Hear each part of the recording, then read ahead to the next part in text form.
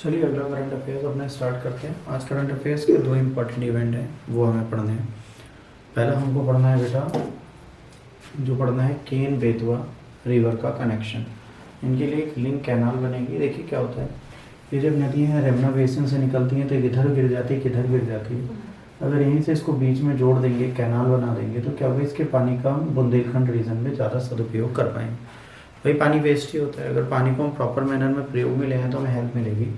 तो हम क्या कर रहे हैं, केन बेतवा रिवर से कनेक्शन बना रहे हैं रिवर की कैनाल का, और ये रिवर कैनाल का जो कनेक्शन होगा वही आपके लिए प्रॉपर काम करेगा। तो इसी को बोलते हैं मल्टीपर्पस रिवर कनेक्टिंग प्रोग्राम। तो उसके तहत आज की डेट में हम क्या कर रहे हैं, Ken Betwa river canal system को जोड़ने की कोशिश करें। केन बेतवा लिंक प्रोजेक्ट जो है वो ट्रांसफॉर्म कर रहा है वाटर को केन रिवर के और बेतवा रिवर के, है ना, जो यमुना के ट्रिब्यूटरीज हैं। तो इसके बारे में हमें पता चलना चाहिए। क्यों पढ़ना है, क्योंकि एक वहाँ पे पन्ना टाइगर रिजर्व है, एक पन्ना टाइगर रिजर्व है जिसका इसका ऊपर बहुत बुरा प्रभाव पड़ सकता है। तो ये पन्ना टाइगर रिजर्व में इसका किस प्रकार से प्रभाव पड़ेगा, इसके बारे में यहाँ पे बात हो रही है।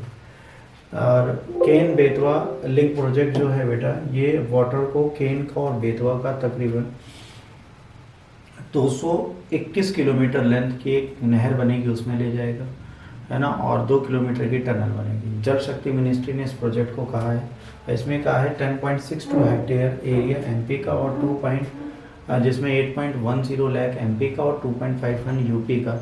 इसको सप्लाई ड्रिंकिंग वाटर मिलेगा, लैंड इरिगेशन होगा, और मेगा पावर जो है वो 103 मेगावाट की हाइड्रो पावर प्रोजेक्ट और 27 मेगावाट का सोलर पावर प्रोजेक्ट इस जगह पर लाया जा सकता है। तो ये क्लियरली बताता है Ken Betwa river link project हमारे लिए कितना ज़रूरी है। तो केन बेतवा लिंक परियोजना जो है बेटा, इसमें क्या है, केन नदी से पानी को बेतवा नदी में स्थानांतरित करने की परिकल्पना की गई है, जो यमुना की दोनों साइड में है। केन बेतवा लिंक नहर की लंबाई जो है 221 किलोमीटर होगी, जिसमें 2 किलोमीटर की सुरंग भी शामिल है। जल शक्ति मंत्रालय के अनुसार इस परियोजना से 10.62 लाख हेक्टेयर, ठीक है, एरिया सींचा जाएगा और इससे बिजली मिलेगी और सौर ऊर्जा इससे पैदा होगी। ये पहला प्रोजेक्ट है नेशनल पर्सपेक्टिव प्लान और इंटरलिंकिंग रिवर का, जिसको प्रिपेयर किया गया था 1980 में। सोचिए 1980 में इस योजना को बनाया गया और अभी तक फुलफिल नहीं हो पाई। 16 प्रोजेक्ट हैं इस पेनिसुलर कॉम्पोनेंट के, जिसमें केन बेतवा लिंक प्रोजेक्ट है। अपार्ट फ्रॉम दिस 14 लिंक्स हैं जो प्रपोज हैं हिमालयन रिवर डेवलपमेंट प्लान में, ठीक है। यहाँ पर क्या है, 14 और भी ऐसे प्रपोज एरिया हैं जो यहाँ पर डाले गए हैं। केन बेतवा लिंक प्रोजेक्ट के 2 फेजेज हैं। Phase 1 will involve building. क्या करेगा बेटा, जब पहले की बात करेंगे तो जब हम पहले वाले की बात करेंगे तो इसके दौरान दौधन बांध या दौधन डैम कॉम्प्लेक्स बनेगा, और इसकी सब्सिडरीज जो होंगी, जो लो लेवल हैं, वो high level tunnel Ken Betwa link की कैनाल और पावर हाउसेस बनाएंगे। जहाँ से बहुत तेज पानी बहता है वहाँ पर हाई लेवल टनल बनेगा, बिजली घर निर्माण होंगे ताकि चीज़ें सही चलें। अब यहाँ पर 2 तरीके की चीज़ें बनेंगी, एक बनेगा लोअर और डैम, जिसे बीना कॉम्प्लेक्स प्रोजेक्ट बोलते हैं, और कोठा बैराज बनेगा। तो ये दोनों बैराज बनेंगे जो इसके लिए प्रॉपर मैनर में कार्य करते हुए आपको देखेंगे। यूनियन कैबिनेट ने इसके लिए 44,605 करोड़, ठीक है, जो था प्रोजेक्ट के लिए सैंक्शन किया था, जो दिया गया, जिसका इन्हें प्रयोग करना है। तो सोचिए 44,605 CR का सैंक्शन 2020-21 में किया गया था कि इस परियोजनाओं को हम प्रॉपर मैनर में रन करा सकें और इसको डेवलप कर सकें। वेडनेसडे को आपको पता है, कमिंग वेडनेसडे जो था अभी निकला है, उस दिन क्या हुआ, पीएम मोदी ने फाउंडेशन स्टोन डाला है किसका, दौधन डैम का। दौधन डैम जो है 2031 मीटर लॉन्ग है, जिसमें 1233 मीटर, है ना, अर्थन है, और रेस्ट जो होगा वो कंक्रीट का होगा। इसकी हाइट डैम की होगी 77 मीटर, और जल शक्ति ने कहा ये डैम जो होगा तकरीबन 9,000 हेक्टेयर लैंड और 10 गाँवों को प्रभावित करेगा। इसे कहा गया तकरीबन 9,000 हेक्टेयर ज़मीन डूब जाएगी, और इसके आसपास के जो गांव हैं वो 10 गांव हैं जो इससे प्रभावित होते हुए आपको दिखेंगे। मतलब इसका जो इफेक्ट है वो कितने में आएगा, 10 गांव में होते हुए दिखेगा। अगर बुनियादी ढांचे की बात करें तो ये ठेका किसे दिया गया है, ये ठेका दिया गया है बेटा, ठीक है। अब जाहिर सी बात है, इसका ठेका दिया गया NCC लिमिटेड को। परियोजना कब तक पूरी हो जाएगी, जल शक्ति मंत्रालय के अनुसार ये 8 वर्षों में पूरी हो जाएगी। 22 मार्च 2021 को इसको लागू किया गया था। मध्य प्रदेश, उत्तर प्रदेश दोनों की सरकार ने इसका ज्ञापन दे दिया है, बता दिया कि हम इस चीज़ के लिए तैयार हैं, आप इस कार्य को कर सकते हैं। अब अगस्त 2005 में पहली बार इसको केंद्र और राज्यों के बीच में डाला गया, बताया गया। 2008 में केंद्र ने KBLP को राष्ट्रीय परियोजना घोषित किया। बाद में इसे सूखाग्रस्त बुंदेलखंड क्षेत्र के विकास के लिए प्रधानमंत्री पैकेज के हिस्से के रूप में शामिल किया गया और कहा गया भाई इसको डेवलप करना हमारे लिए अत्यंत आवश्यक है और यदि इसको हम डेवलप करेंगे तभी हमें फ़ायदा होगा, तो इसका डेवलपमेंट करना था। फिर इंफ्रास्ट्रक्चर कंपनी NCC लिमिटेड को अवार्ड किया गया इसके काम को, ठीक है। इसको पूरा करने की कोशिश अब की जा रही है।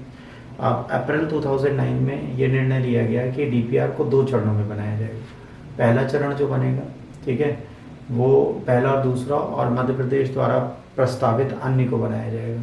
तो अक्टूबर में इसको दोनों को भेजा गया और केंद्रीय जल आयोग को भेजा गया और पूछा गया कि भाई ये योजना आपके लिए ठीक है। ये परियोजना बुंदेलखंड में स्थित है, उत्तर प्रदेश मध्य प्रदेश के 13 जिलों में फैली। तो भाई सी बात है, परियोजना किस लिए? उन क्षेत्रों के लिए जहाँ पानी की कमी से जूझ रहे हैं, जैसे पन्ना, टीकमगढ़, छतरपुर, सागर, दमोहा, दातिया, विदिशा, शिवपुरी, रायसेन, उत्तर प्रदेश का बांदा, महोबा, झांसी, ललितपुर, इनके लिए बहुत फायदेमंद होगा। मंत्रालय ने एक बयान में कहा कि अगर देश का विकास करना है और पानी की कमी में बाधा न बनने के लिए नदी की परियोजनाओं को जोड़ना ही एक इकलौता ऑपरेशन है। देखिए क्या होता है, नदियाँ बहती हैं बेटा, उनकी कई वाटर अनट्रीटेड अनयूज्ड रह जाते हैं और वो सीधे समुद्र में गिर जाते हैं। अगर वो समुद्र में ना गिर के हमारे प्रयोग में आ जाए तो क्या होगा, हमें लाभ मिलेगा। तो हम कोशिश कर रहे हैं कि उनका हम प्रयोग कर पाएँ और उनको समुद्र में गिरने ना दें। अब ये प्रोजेक्ट जो होगा, एनवायरनमेंट और सोशल इम्पैक्ट क्या पड़ेगा इसका? जब इसको हम जोड़ेंगे तो इसका पर्यावरण और समाज पर प्रभाव जरूर पड़ेगा। जाहिर सी बात है, पन्ना राष्ट्रीय उद्यान और टाइगर रिजर्व जो है वहाँ पर वनों को काटा जाएगा, बहुत बड़े व्यापक पैमाने पर वनों को काटा जाएगा, जिससे क्या होगा, वहाँ पर जो डिफॉरेस्टेशन का आएगा और वहाँ की जो इकोलॉजिकल और बायोडाइवर्सिटी है वो खराब होगी।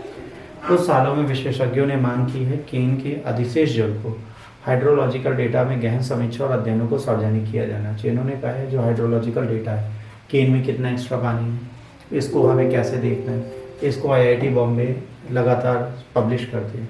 तो एक अध्ययन में पाया गया नदी जोड़ परियोजना सबसे बड़ी बाधा है, पानी को स्थानांतरित करने से भूमि और वायुमंडल के बीच प्रतिक्रिया प्रभावित होगी। सितंबर में औसत वर्षा में 12% तक कमी हो सकती है। यदि हम किसी मार्ग को बदलते हैं तो जो इकोलॉजिकल इन्वायरमेंटल चेंजेस हैं वो आते हैं, यहाँ पर क्या होगा, इससे 12% तक इन चीज़ों में कमी हो जाएगी, जिससे हमें प्रॉब्लम होगी। सुप्रीम कोर्ट ने भी क्या किया था, एम्पावर्ड कमेटी को क्वेश्चन किया था कि प्रोजेक्ट जो है ये एग्जामिन करेगा वर्ल्ड वाइल्ड लाइफ क्लियरेंस को।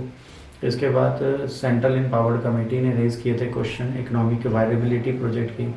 कहा था कि भाई इससे इरिगेशन ऑप्शंस जो है अपर केन बेसिन में किस प्रकार से कार्य करेंगे, उसको आजमाने के लिए इन्होंने कहा था। पन्ना राष्ट्रीय उद्यान 48 स्क्वायर किलोमीटर जलमग्न हो जाएगा। तो 2009 में बाघ स्थानीय रूप से विलुप्त हो गए थे और 2 से 3 मिलियन पेड़ों को काटना बहुत इम्पोर्टेंट नहीं है।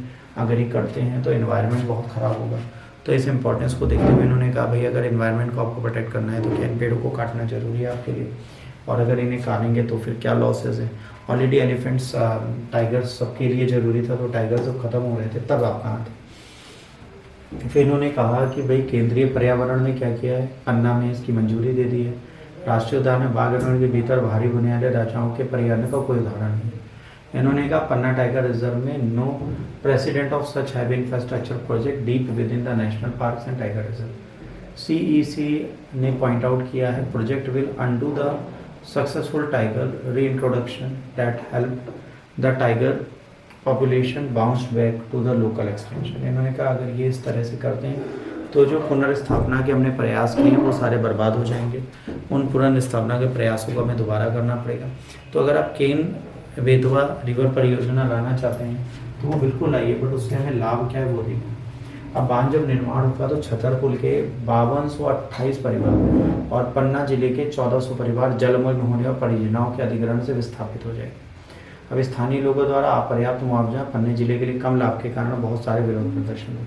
भाई इसमें जो सर्कल रेट है वो बहुत डाउन दिया गया, इससे किसी को बेनिफिट नहीं मिल रहा, हर एक व्यक्ति को इससे लॉस होता हुआ दिख रहा था। तो यहाँ पर ये कहा जाता है कि इस पर्टिकुलर लॉस को आप कैसे टैकल करोगे और किस तरीके से इसको प्रॉपर मैनर में चलाओगे। तो उन्होंने कहा इसके लिए बहुत सारे विरोध प्रदर्शन हुए और इन चीज़ों को रेगुलेट और टैकल करना बहुत ज़रूरी है। अगर इन्हें हम प्रॉपर मैनर में रेगुलेट और टैकल करेंगे तो हमें ज़्यादा बेनिफिट्स होंगे। तो लोगों ने कोशिश की कि भाई इसके खिलाफ हम विरोध करें। देखिए, एक तरीके से सरकार की योजना बुरी नहीं है। इन्होंने कहा है कि जो नदियाँ फालतू में पानी बहा रही हैं, उस पानी को समुद्र में गिरने से पहले अगर हम कुछ क्षेत्रों में यूज़ कर लें जहाँ पर सूखा पड़ा है, जहाँ पर सिंचाई के संसाधन कम है, तो उससे हमें हानि नहीं लाभ होगा। ये इनकी योजना बिल्कुल गलत नहीं है, इसमें इन्होंने अपने प्लान बिल्कुल सही किए। बट यहाँ पर बात आती है, क्या ये जेन्युइनली काम कर पाएगा? क्या ये सबको हम सही से चला पा रहे हैं? क्या हम यहाँ पर चीज़ों को कर पा रहे हैं? कई रिवर इंटरलिंकिंग प्रोग्राम आपके साउथ इंडिया में भी चलेंगे, पेनिनसुलर इंडिया में भी चलेंगे, नॉर्थ इंडिया में भी चलेंगे।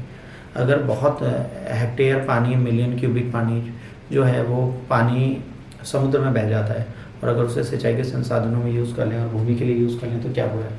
हम बिल्कुल मानते हैं इकोलॉजिकल चैलेंजेस आएंगे, एनवायरमेंटल चैलेंजेस आएंगे, जो कहीं ना कहीं हमें परेशान करेंगे, हमारे लिए समस्या उत्पन्न करेंगे। पर क्या उन समस्याओं के चक्कर में हम कार्य करना बंद कर देंगे? बिल्कुल नहीं।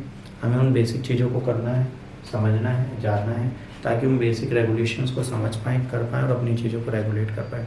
तो इसी प्रयास के साथ उन्होंने कोशिश की है कि केन बेतवा इंटरलिंक को हम डालें।